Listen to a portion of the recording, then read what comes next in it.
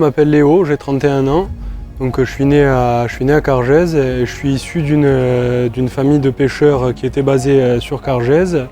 Et donc bon, j'ai toujours eu ce lien à la mer et j'ai grandi dans les lieux qu'on fait visiter actuellement, donc la Calanque de Piane, la réserve de Scandola et le village de Girolata entre autres.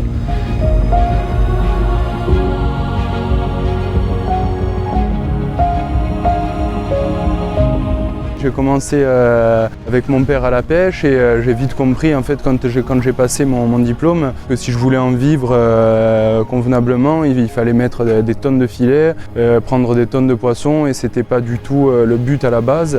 Et puis du coup s'orienter vers les promenades en mer, pour moi c'était faire découvrir le lieu dans lequel j'ai grandi sans pour autant porter préjudice à l'endroit, quoi.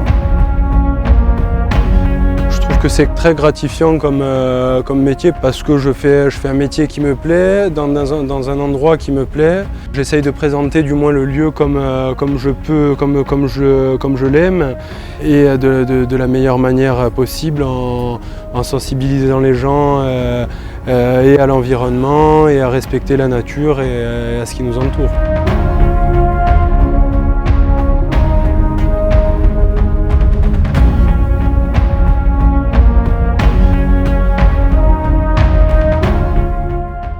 Alors là actuellement on propose des circuits qui vont jusqu'aux Calanques de Piane, à la réserve de Scandola et au village de Girolata avec plusieurs temps de balade, plusieurs formules un petit peu différentes.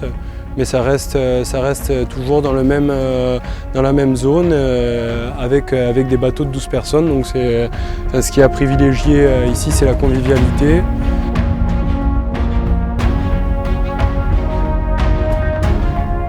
Le produit le plus demandé, ça va être les sorties classiques qu'on fait qui font visiter tout le golfe en un temps assez restreint.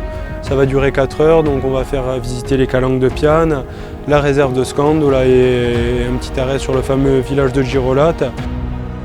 Et ce qui est très intéressant, c'est qu'en fonction de l'heure où on va sortir, du temps qu'il fait, de ce qu'on va croiser sur la route, chaque jour est différent et c'est jamais la même chose.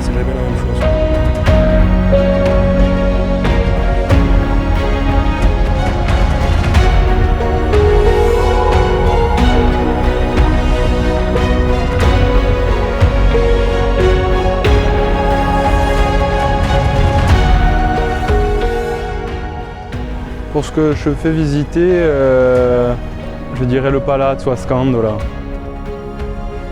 Et un monument, oui, ça fait partie des monuments et du patrimoine historique du moins. La tour du Capo Rosso parce que c'est pareil, c'est un endroit majestueux, quoi.